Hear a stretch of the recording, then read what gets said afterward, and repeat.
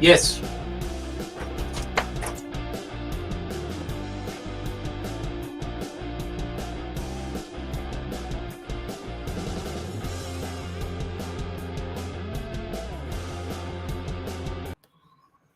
Good evening, everybody. It is the Safety and the Sportswriter show with Knoxville, Nate, and Big Joe as we get ready to talk to you about the world of sports as a whole and also football in specific.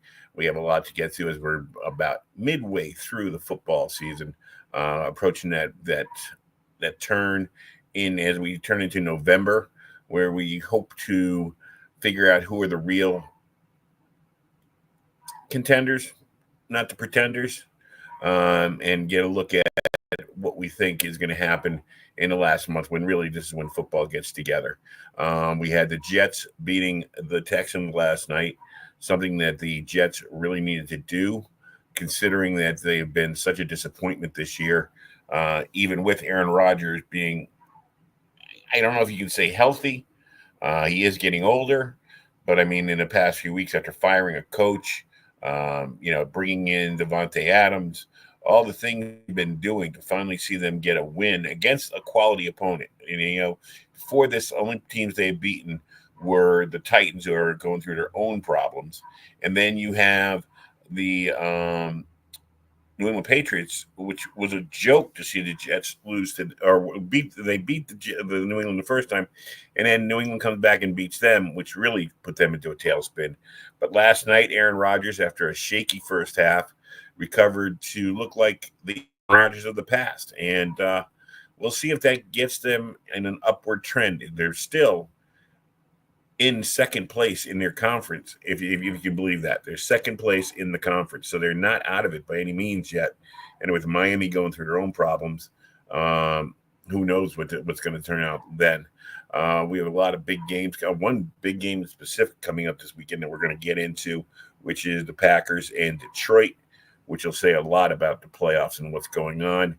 And we're going to do a lot. How you doing, Nate? I'm doing great, buddy. How about you? Doing good. Can't complain. Hey, sign of the apocalypse. The Jets won last night against a quality opponent. Yeah. Well, they didn't look quality. The Texans are having offensive line issues. Laramie Tunsil's making $35 million a year, and he can't stay on sides.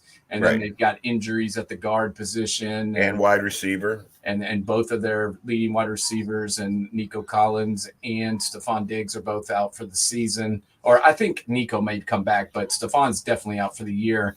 And, I felt bad for CJ last night because he was just getting rocked. He was already hurt before the game. He didn't have like a injury, but he was banged up. He was sore. They were on a short week, and he got tattooed last night, and there just wasn't much he could do. He didn't look good, but I wasn't 100% his fault. Well, yeah, and the other thing is they have now taken the leap. Like last year, first-year head coach, first-year rookie quarterback. I'm not saying the teams didn't take them seriously, but now they know they're a serious contender, and they're going to get the best shot now. And also, you have it was kind of a perfect storm. You got the Jets, who are really reeling. I mean, especially their defense has looked, for all their bragging over the past few years, comparing themselves to the Ravens defense and the Bears defense, and hardly looking anywhere near that. And then you got Aaron Rodgers, who, Christmas came early for him this year when they start giving him Devontae Adams. And, I'm not going to say he said they had to fire Coach Saller or the Saller should have been retained, but he was in on that move. So it's like he's the man running the show.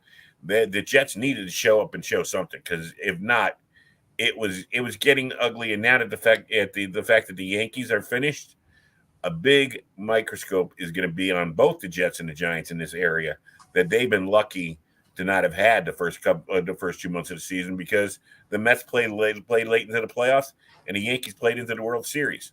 Now all of the sports media is going to be on their backs. Oh, no doubt. And, that win last night was so huge. And, everybody wants to blame Aaron Rodgers. And should he get some of the blame? Yeah. I mean, he's a quarterback.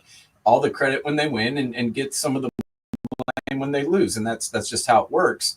And he hasn't played great either. But I mean, the play where he throws a perfect pass, the guy catches it, he's walking into the end zone and just drops the ball as he's crossing. I mean, how many times does that have to happen before these guys don't drop the ball before they're across the goal line? I mean, that could have cost them the game.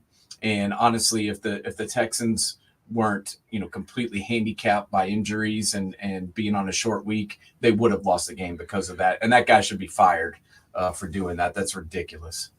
Well, the other thing is a commitment to running the ball a little bit. They didn't do it. The Brees Hall I think he had 75 yards, 15 carries last night. Yeah. You got a running game. You got to have at least some kind of. They got 2 young running backs in that stable. Even if it doesn't work in the first half, keep running it, because somewhere down the line, it's going to start to work. You're going to start wearing on those defenses and seeing what you can do with them. That having been said, we talked about going over the power rankings of the teams right now in the NFL, and we might as well get right into that right now. There's, looking at the standings and everything in the conference, I think, you look right now, Kansas City's undefeated, but are they a better team than Detroit because they're undefeated? Because Detroit looks really powerful. What do you think? Yeah, I mean, those are the 2 best teams, in my opinion, right now. I mean, the Chiefs, you say whatever you want about them, but they keep winning. And the Chiefs, the big thing, people don't want to talk about it, but the reason the Chiefs are good and the reason that they win every game is A, they have the best quarterback in all of football, and B, their defense is lights out. And I thought after losing, their big time playmaking corner that things might be a little rough for them this year, especially, in the secondary, but that hasn't really been the case. And the defense keeps coming up big. Chris Jones is like defying age, because this guy keeps getting older, but he doesn't, production doesn't slip. And he's one of the best players I've, seen in a long time, the defensive tackle position. And Aaron Donald's gone. Chris Jones is the best D tackle in the league. Quinnen Williams is pretty close, but I like the Chiefs. You can't take anything away from them. They've won 2 straight Super Bowls, going for a third. I think you have to put them kind of as a default number 1 A, and then the Lions are my 1B. Yeah, well, the Lions are going through a little bit of their own injuries right now themselves, with Hutchinson, or their D line's been beat up. I hear stuff about Myles Garrett going there. Do you hear anything about that? Yeah, I don't think they're going to move Garrett. I mean, I think pretty much everybody else is on the table. They already got rid of Cooper, and I think there'll still be probably some moves before the end of the year. But, they just came off a big win versus the Ravens, and maybe, they might try and save their season a little bit. The Browns I'm talking about, right. Are they going to make the playoffs or anything? No, but these people are all playing for their jobs. So I can assure you that Kevin Stefanski doesn't want to lose one of the best defensive players in all the league, in Myles Garrett. Now, do I think the Lions want him? Oh yeah, but what is the asking price of Myles Garrett? I mean, what do they trade for him? I haven't done the numbers on his contract, but that's a big hit. First off, cap wise, taking him on. And then 2, what do you give in return? I don't know. I don't even know the answer to that question. And I just can't see the Browns moving. I mean, he's their franchise guy. Deshaun Watson isn't their franchise guy. Myles Garrett is the building block that they built their team around. So I wouldn't think they'd move him. Well, I'll tell you right now, what Haslam's trying to do with move the stadium. I mean, it's just outside of Cleveland. It's not, he just wants to take it out of the center of Cleveland. Whatever. That man is just not building up a good reputation in Ohio. My God. He's doing all the wrong. So that's why I think who knows, he may do it. And the other thing about it is Detroit right now, if you're looking at it like Detroit, coming so close to making it last year to a Super Bowl, a team that hasn't made it to a Super Bowl, hasn't won a championship since the 50s. I don't know if they could maybe, giving up a draft choice with the fact that Hutchinson should be back and everything wouldn't be a bad move. I don't know. If you look at it right now, and as we go through this, to see the teams that should be all in and will be all in, if they can get Garrett, I might do it. Well, no, from the Lions' perspective, oh yeah, I just don't think the Browns will do it, but I think the Lions should go after somebody. I mean, they're saying Hutchinson might be back for the playoff run or something like that. I wouldn't count on that, and I would definitely bring somebody in. And there's going to be sellers. I mean, look at all these teams right now that have 2 wins, 1 win, 2 wins, and some of them will get worse. The problem is, Brian Burns is already gone from Carolina, or else people be calling them. But there'll be people available, and there's still going to be a bunch of moves made. I know we're getting close to the deadline, but after if teams lose this weekend, there'll be some yard sales going on for sure, and I think the Lions will be buyers. Well, and they've got the Washington Commanders right on their tail at 6-2. The Commanders got the Giants this weekend, which I would feel would be another win for them. And Detroit's got Green Bay coming up. Do you think it's too much too soon to look at Jaden Daniels and Quinn? And I mean, Quinn's gotten a team to a Super Bowl already. He's done the job already. Do you think it's too early to look at them as possibly the second best team in the NFC?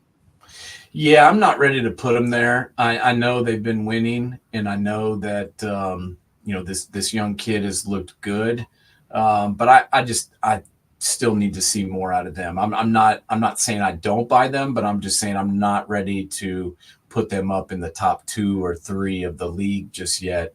But they're getting close. I mean, they've played well. They've got a great record. He's looked good, but let's be honest. I mean, that last game, they could have lost that easy if the Bears guy wasn't taunting the fans. Yeah. I don't know if you saw. I don't know if you saw that. That was one of the most ridiculous things I've ever seen. It was it's ridiculous. That guy should have been cut the next day. I mean, I don't know. He should have been cut immediately. I mean, and who would have known if that even didn't come out if the fan hadn't have videotaped it. I mean, and then he's apologized. It's like, no, these like dropping the ball at the goal line as you're walking in, flicking the fans off and screaming at them as the last play of the game, the Hail Mary play is going on. And I don't know if you heard this, but his man was Noah Brown. Right. He was supposed to be boxing out the guy that caught it. So they lost a game because of this guy. That's when it's time to move on. And he tipped it up. Yeah. Instead of, and what are you taught? Tip it down. Knock it down. Knock it down. Don't tip it up. Either catch it or knock it down. You don't punch it up in the air like a volleyball set. No. That was ridiculous. And then his man is back there catching it. That guy would have been cut. He would not have flown home with me. I guarantee you that. No, for sure. All right, well, here's the next team I want to talk about because they are facing the Lions in what should be the game of the weekend. The Packers, they might have to use Malik at quarterback. I haven't heard about Love's status. Have you heard anything updated on that?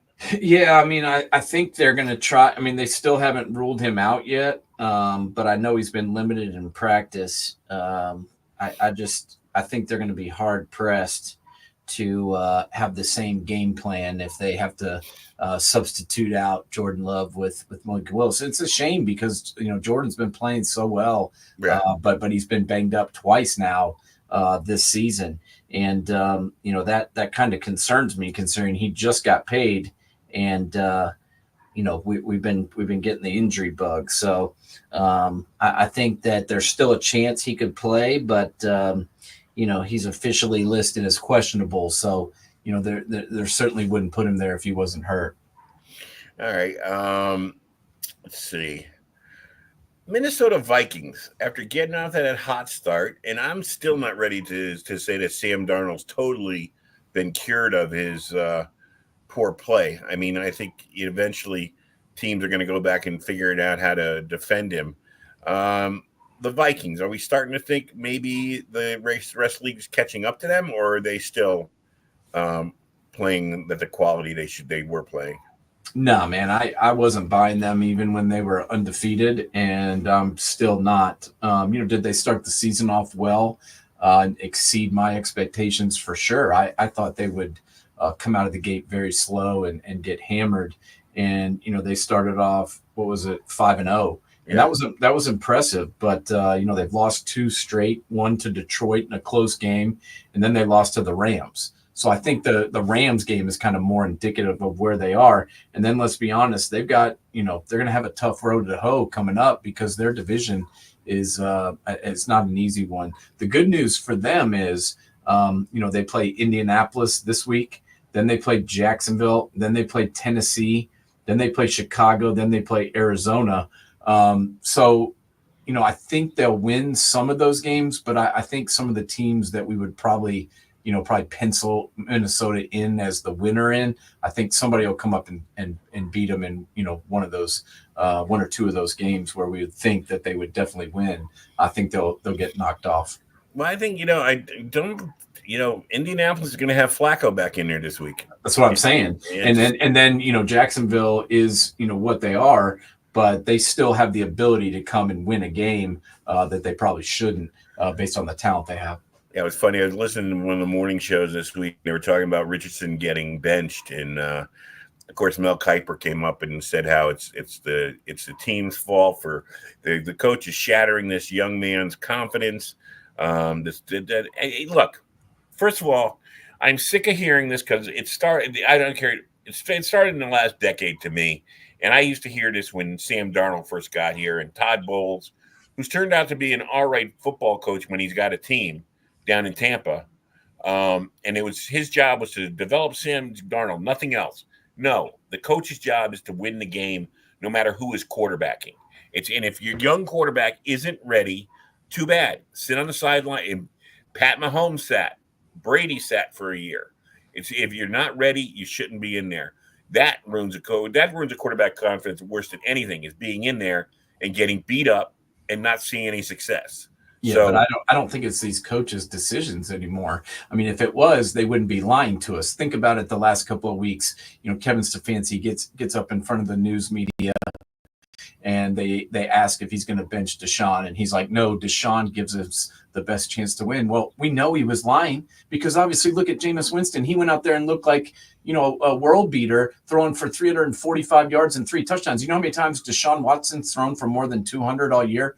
0. You know how many times Cleveland has scored more than 20 points all year long? 0 until this weekend. So we know he was lying. And then, Shane Steichen comes out and says, Anthony Richardson's going to be our starter when he's healthy because he gives us the best chance to win. 2 weeks later, we're benching Anthony Richardson. Well, it wasn't because of the one game, man. They knew all along that he wasn't giving them the best chance to win, but the owner is telling them to play the young guy. Well, but you know why? Because he's afraid that he doesn't want to invest the $40 million he's going to have to invest in 2 years or 3 years in this guy until he's sure of it. But the fact of the matter is, you won't have to invest if he's on the bench and couldn't get in the starting job anyway. So I don't know. This whole thing of babying the quarterbacks is just ridiculous to me now. I mean, actually, it's a veteran having a veteran behind one of these young quarterbacks. I used to watch this in the 70s and 80s. The guys didn't get on the field for a while, or they were backed up by a veteran, and they were getting in trouble. The relief pitcher would come in and try and win the game. And you know what? Are you telling me those guys are tougher or more talented than the guys are today? No. It's just we make them soft. We make them so they can't. You think they're going to shatter their confidence. Are you kidding me? Well, you better be sure that you have the power to set the lineup if you're taking a job as a head coach in this league. Because guess what? It doesn't matter whether the quarterback is ready or not, or whether the quarterback's developed or not. If your record at the end of the season is shitty, they will fire you in a second because somebody has to be blamed. And this has happened to coach after coach after coach. And so if you're going in there and you're the head guy, you better be sure that you have the ability to pick who's starting at quarterback. Because I think in a lot of these instances, the head coach does not have the authority to choose. And he's being told who's going to be taking the rock. That's it. That's just ridiculous. I remember when the Giants were going to fire Parcells after one season, and Parcells said, "Screw it. If I'm going to get fired anyways, I'm going to do it my way." Yep. And then so sorry. That's it. You're hiring a coach. If you don't trust a coach to figure out who should be the starting quarterback, why are you hiring that coach? Exactly. But that's I think in some instances they're hiring some of these younger guys. They're getting rid of Bill Belichick. They're getting rid of Pete Carroll because they want Shane Steichen, or they want someone like that who they can, tell them what manipulate. to do. Thank you, sir. No, it's just annoying because this is why we're losing the quality of coaches too. Why do you want to do it? I mean, you get roasted in the media, over things you don't even decide, but that's okay. You take the punishment for it. Yeah.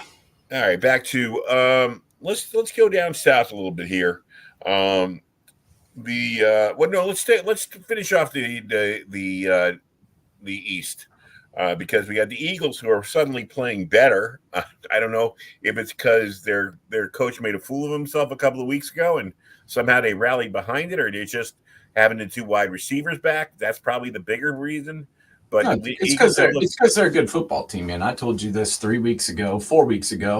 I told it to you when we were talking about the preseason. We both mentioned that Jason Kelsey would be a loss, and it has affected them for sure. But this is a good football team, and there's ups and downs, there's ebbs and there's flows, and during the season. And the reason they looked rough for a couple of weeks there is because they didn't have AJ Brown, they didn't have Devontae Smith. AJ Brown is one of the top 3-4 wide receivers in this league, easy. And Devontae Smith is a really good complement, but they need those two guys. And they've also been playing with a second string left tackle for a couple of weeks now too, and that has shown its ugly warts. But this is a good football team. The defense is kind of a little bit retooled with younger players and different players than what we've seen the last couple of seasons.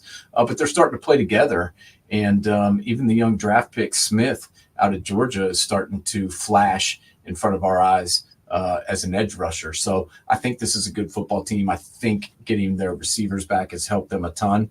And I think they're just starting to play together. And I think, winning cures a lot of issues. Oh, yeah. And if they can keep winning, people won't give a shit about their coach yelling at the fans in week 4. Would you pick them right now as number 2 to Detroit, or would you too fast to go that way? I feel better about them than I do the Commanders. Because we've seen them do it. Because I've seen them do it, and because I know that this quarterback, can get there. I like A.J. Brown and Devontae Smith better than I do McLaurin and his running mates, even though, they're talented as well.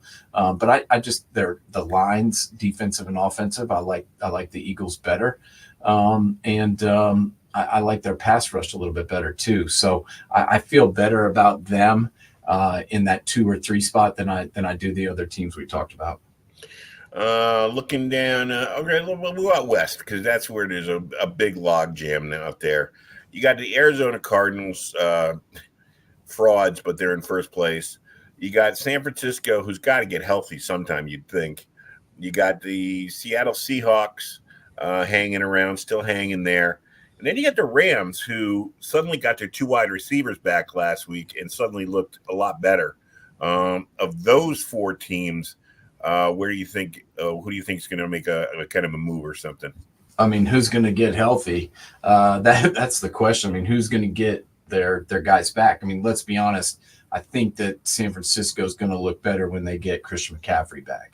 They haven't had him all year. We were told this was just a minor calf thing, and they were just holding him out for precautionary reasons. Right.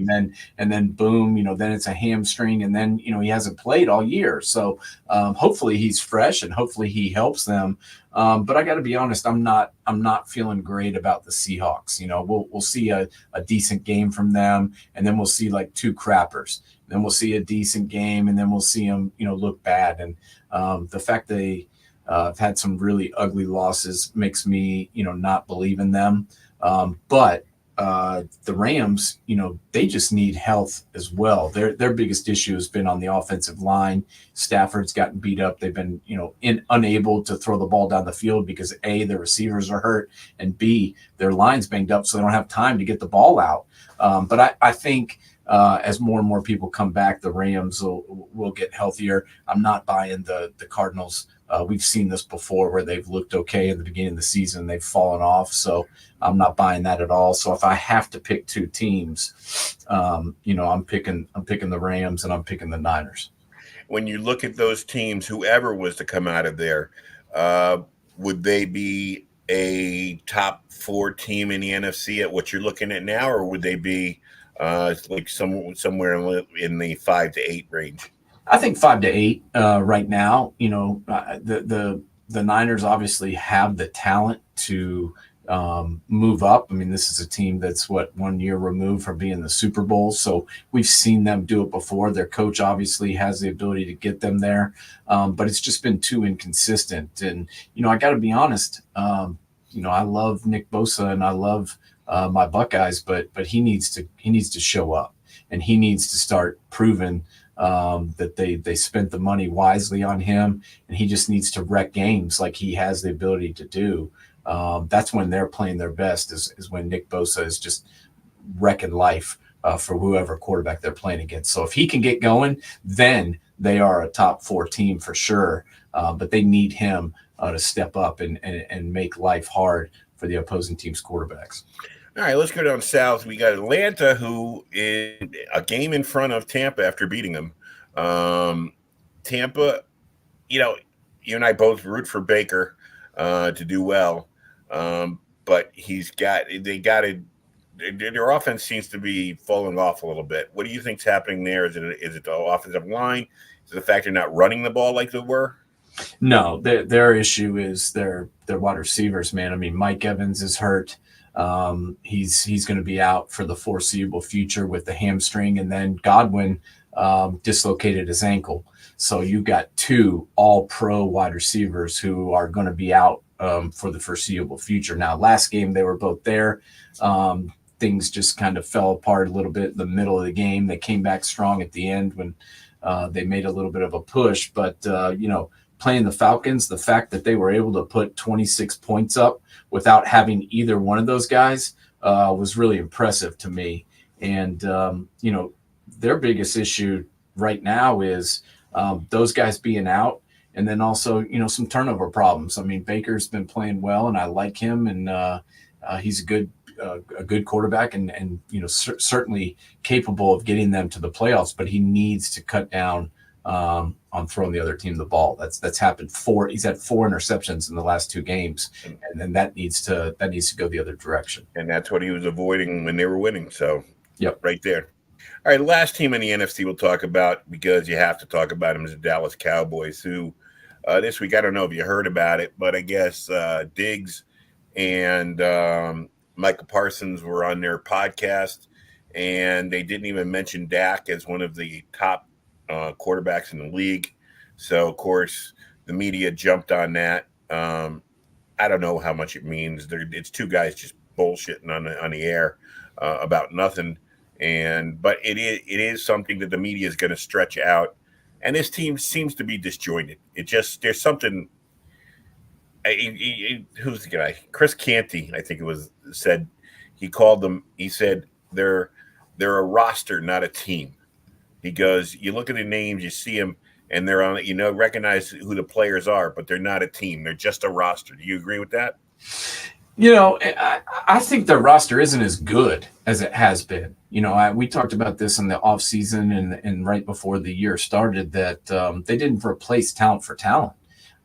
No. They had that 1-2 punch of Pollard and Zeke, and since then they've had no running game.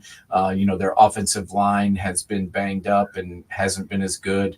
They lost, the left tackle who was there for a long time, who's now in Tyron Smith, who's now in New York, and he kept being hurt and not being there, but he's a big difference maker, him being gone and not really replacing him. Tyler Smith has stepped in and tried to pick up some of the slack, but their offensive line is just not as good. That's why they can't run the football at all. Part of the problem is they don't have an elite back, but also the holes aren't there like they have been in the past.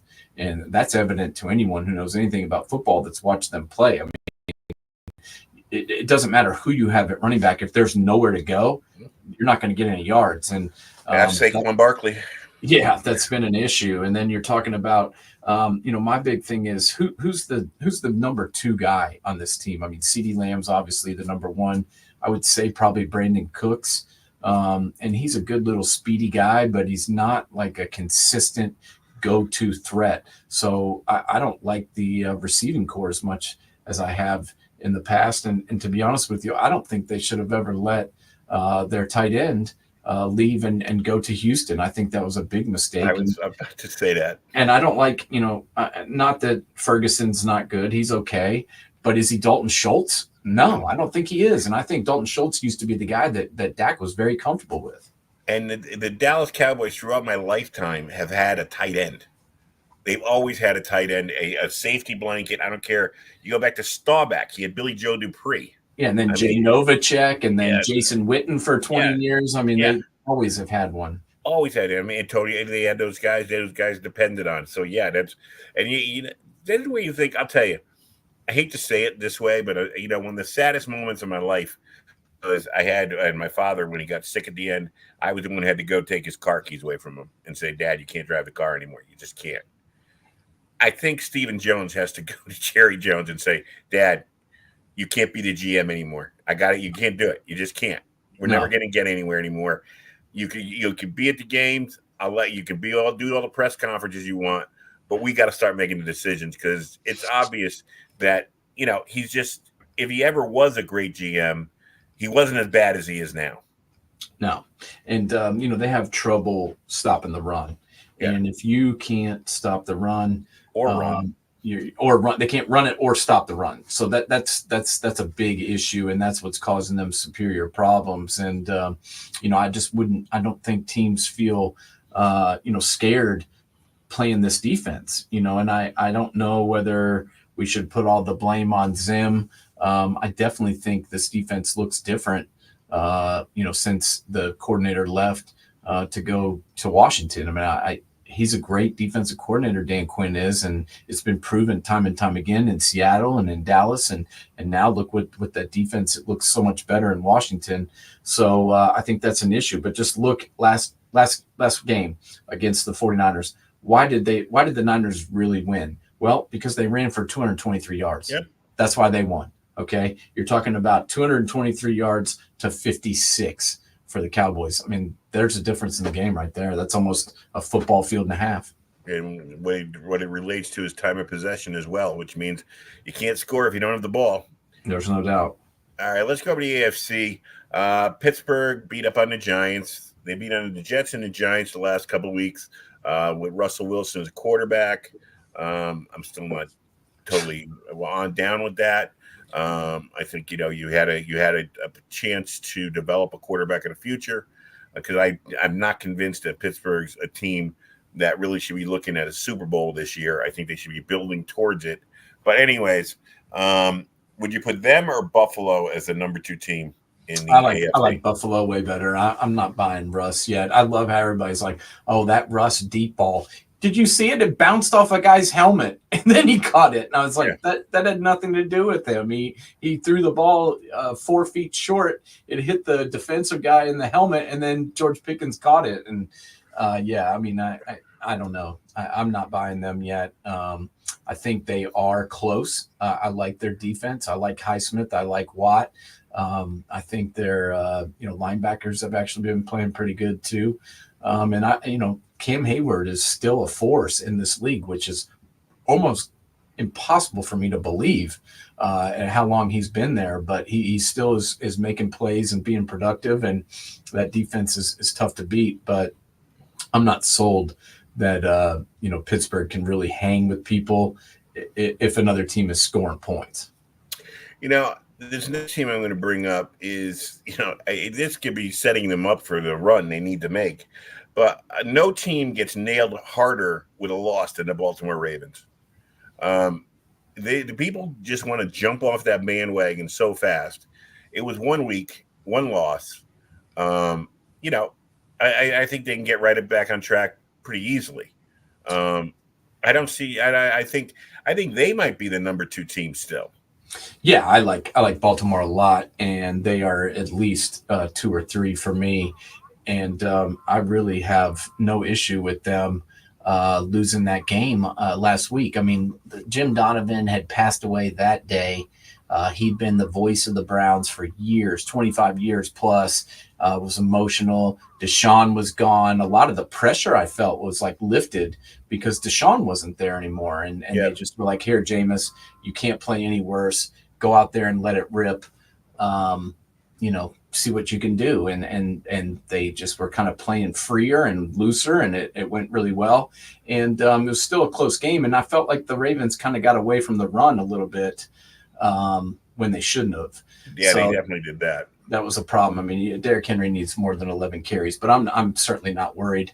The only thing I am worried about is Lamar is a little bit banged up and missed practice twice this week, and that would concern me because they need him. Without him, they've got nothing. No, that's for sure. And yeah, back to Jameis for, I've never been a Jameis fan, but I think, I think he's finally figured it out that this is his last chance.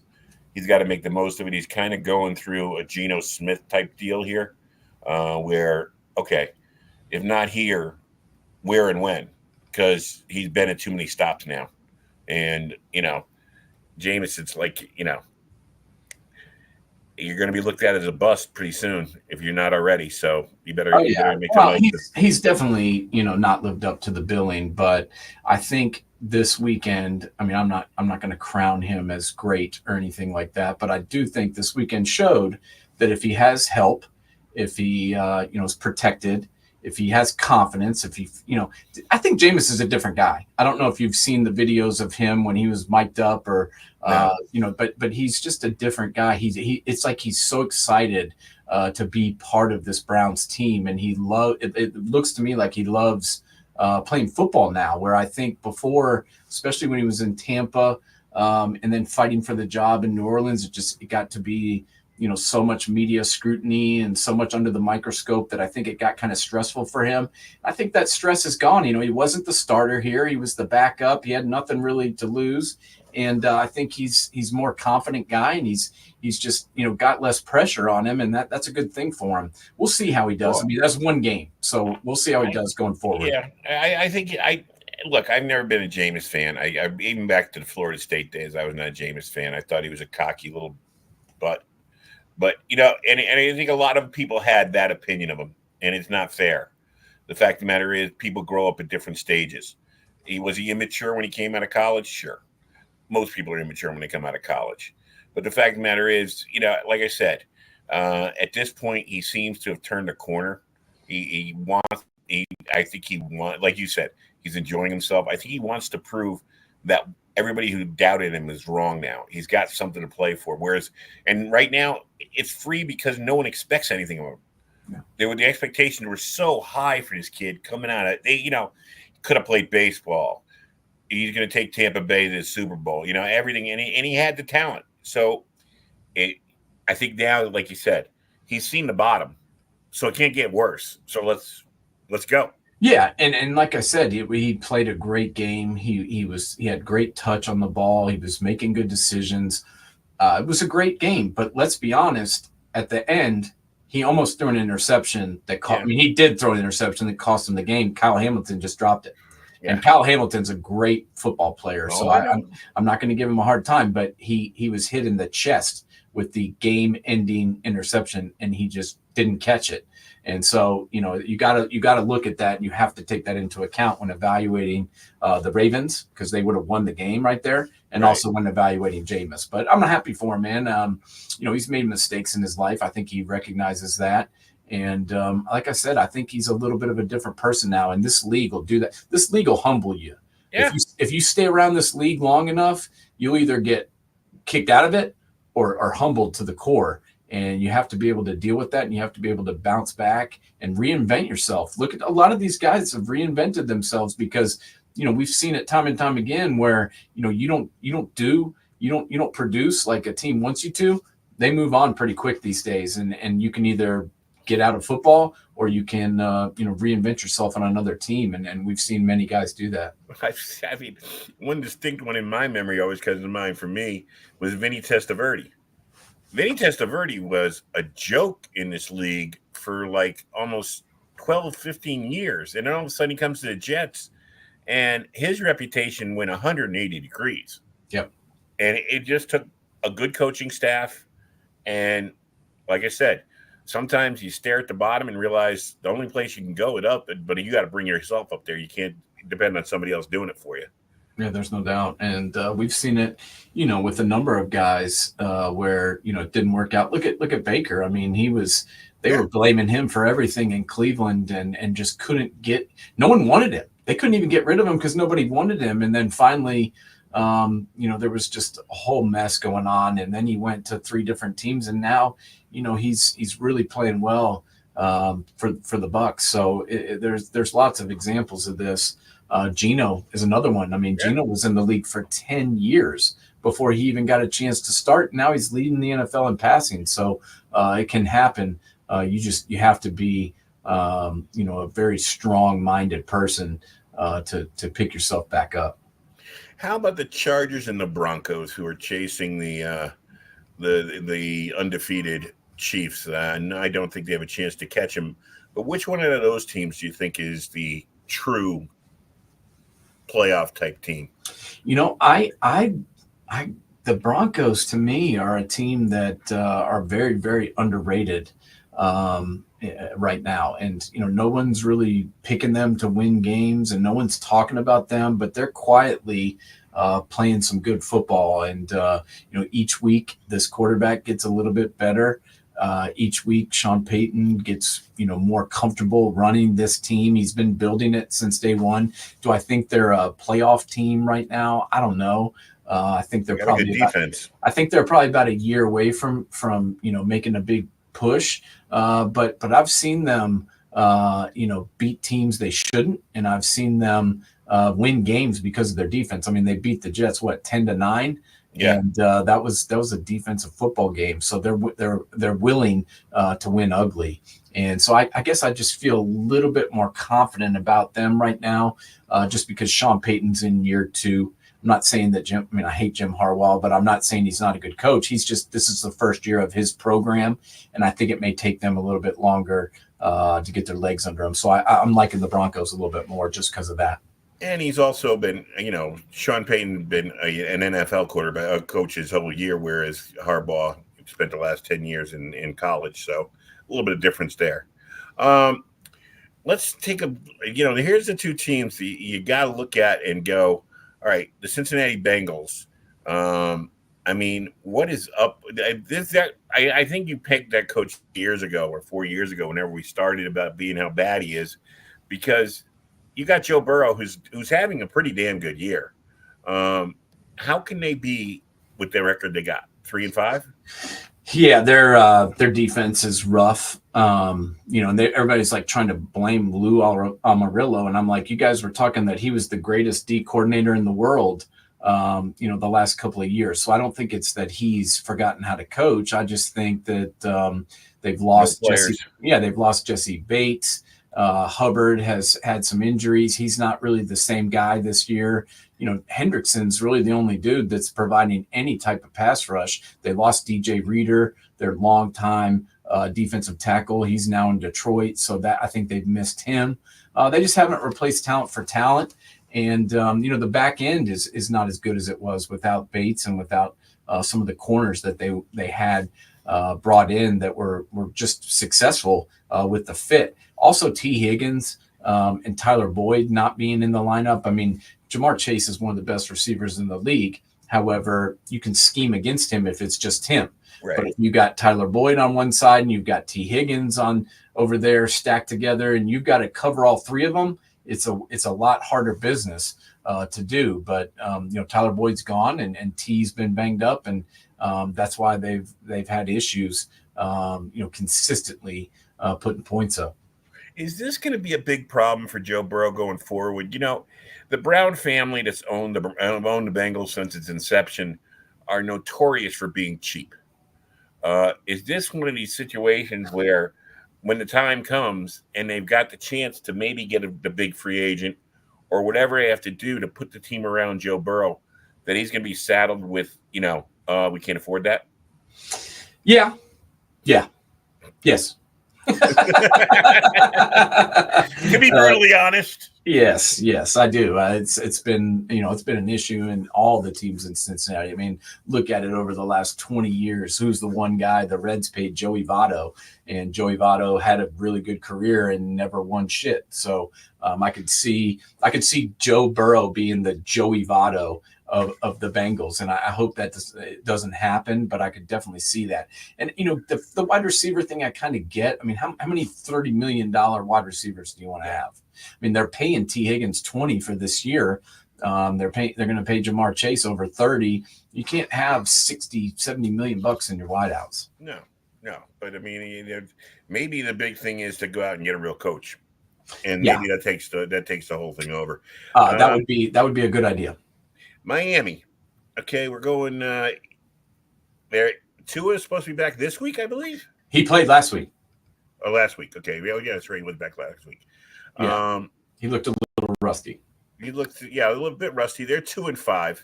I mean, I don't know. What do you think of their chances at getting back into this? I mean, they are in the East. They've got a leapfrog over the Jets, it looks like. But other than that, Buffalo, I don't think they're in a condition to catch up to Buffalo. What do you think? I mean, they're not done. But I mean, they have to be nervous. I mean, if this guy takes one more hit, there is no doubt that he's done. And a lot of people thought, one more concussion, he would be done. So I think there's a lot of nerves there. That being said, they didn't play horrible this past week. They got beat by 1 point to Arizona. But Tua wasn't bad. I mean, I think he was 28 of 38 for like 234 yards. They were able to run the football a little bit. With Achane, he went for 10 carries for 97 yards. So that wasn't bad. But, it just didn't look the same. It wasn't that high octane, quick twitch, right. Circus action offense that we're used to seeing. And, I think we'll know in a week or two whether they're going to be able to get back into this race because we'll see whether the offense starts clicking or not. There's some people that say they should give up and, put two on the bench and see what they've got with these other guys and start building for the future. And I say to that, you already paid Tua, so you might as well play him. Well, the other thing is we already know what you got with the other guys. It's not like it's a mystery. It's like they're backup at best. Here's a name I want to put forth to you just in case, because with the trade deadline coming up, here's another guy that the Lions or one of these teams that's looking for defensive help should be maybe looking at. I hope he's not injured. Max Crosby. Yeah, and I've heard that name being thrown around a lot, and I know why, because he's a guy that every team would want to have on their roster. I mean, he's a nonstop motor. He's a production machine. He lives in the backfield. He never quits. He's relentless. He's a great pass rusher. He's decent against the run. All those things. But I look at the Raiders and I'm like, if I'm building a team out there, who do I want to build around? Well, who's left? I mean, who do you build around? Neither one of these quarterbacks are going to be there next year. They already got rid of Devontae Adams. I mean, you get rid of the last piece that you have that's worth a shit. I mean, I have a hard time believing that they're going to do that. Could it happen? I think there's more of a chance that Crosby moves than Myles Garrett, but we'll have to see. It depends how bad it gets, I guess. If they if they just keep losing, I guess I could see it happening. But, think about this. This is a team that drafted Tyree Wilson, number 6 overall out of Texas Tech, and he's done nothing. So why don't you trade him and keep Max Crosby and see if, Tyree can go and reinvent himself somewhere. I don't know if anyone wants him, but I would certainly be more apt to trade him than I would Max Crosby.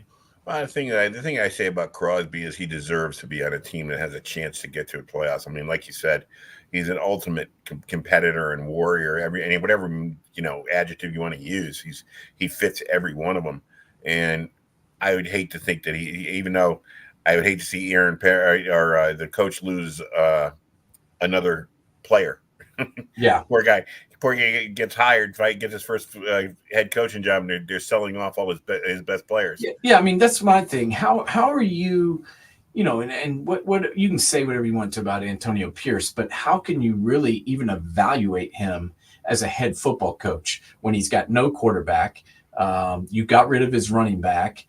You traded away Devontae Adams. Now you're talking about trading away the best player on the entire team. How can you even say that you're evaluating this guy when you're showing that you have no commitment at all to winning football games?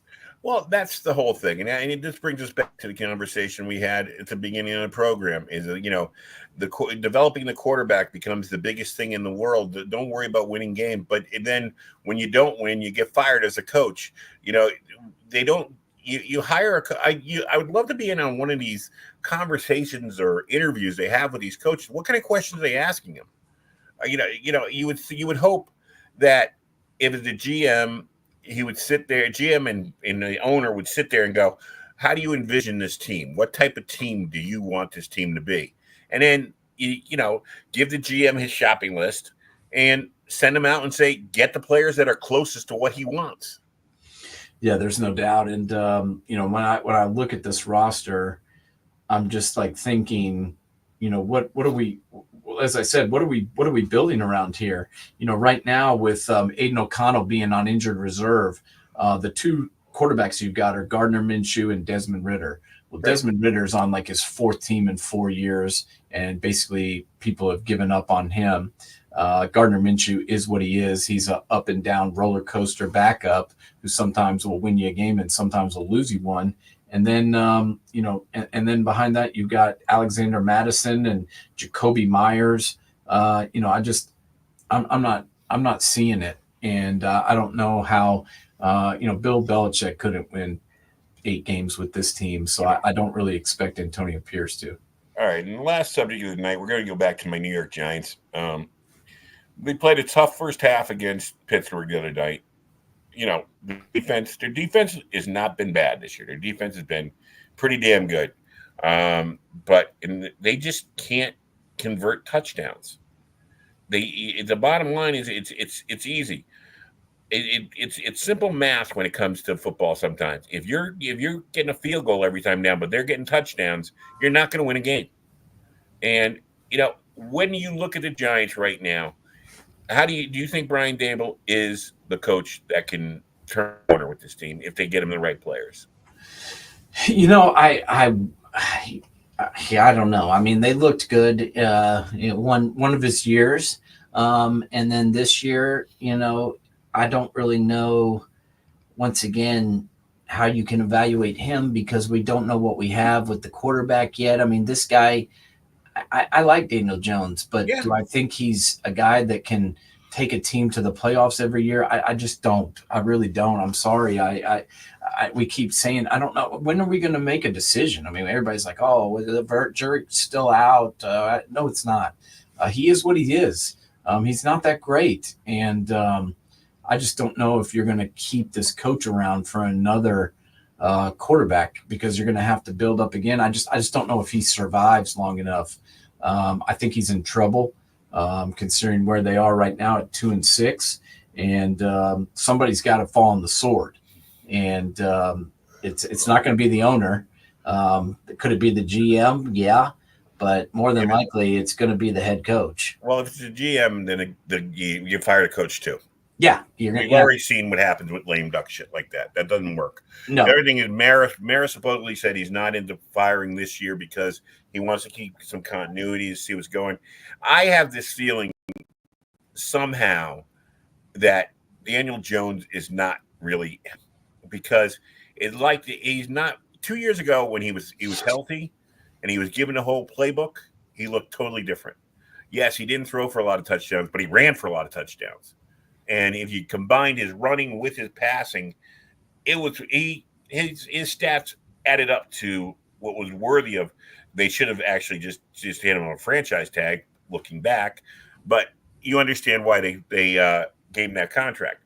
But outside of that 1 year, and so far this year, he's been injured for a significant amount of time every freaking year.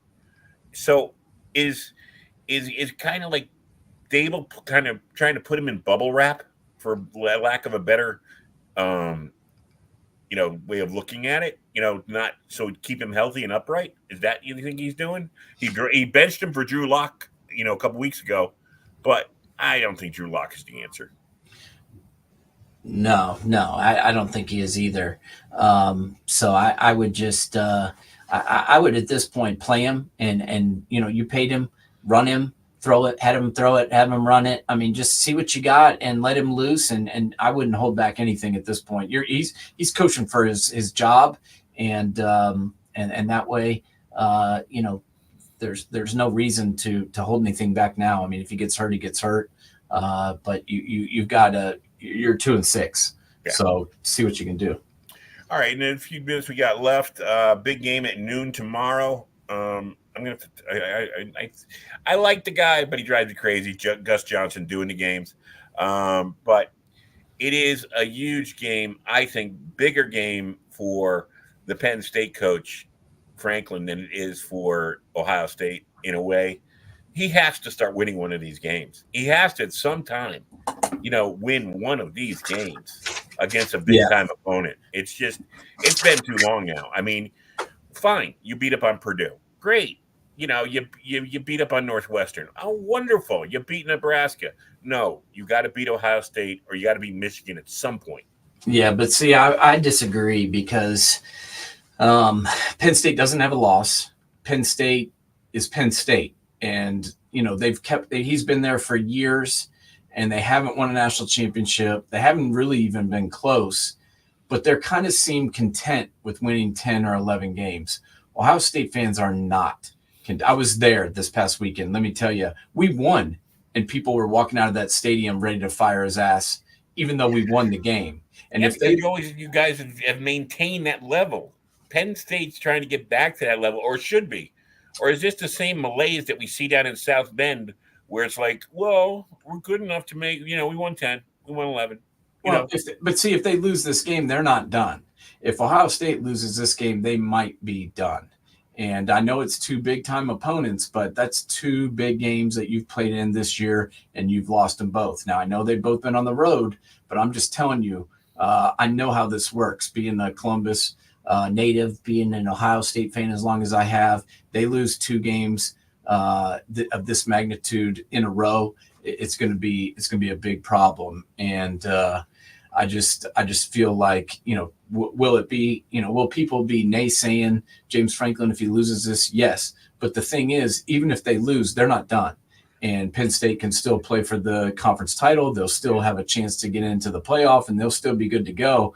If Ohio State loses this game, they are going to be in trouble because they've still got Indiana. They've still got Michigan. And I don't care how bad Michigan is. They will be ready to play Ohio State.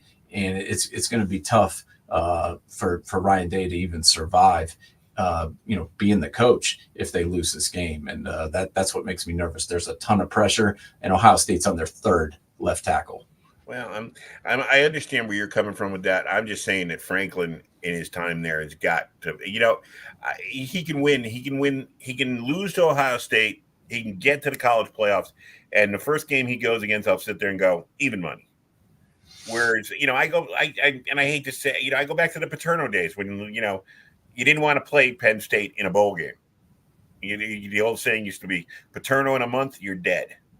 It's like, he'll come up with something you're not ready for.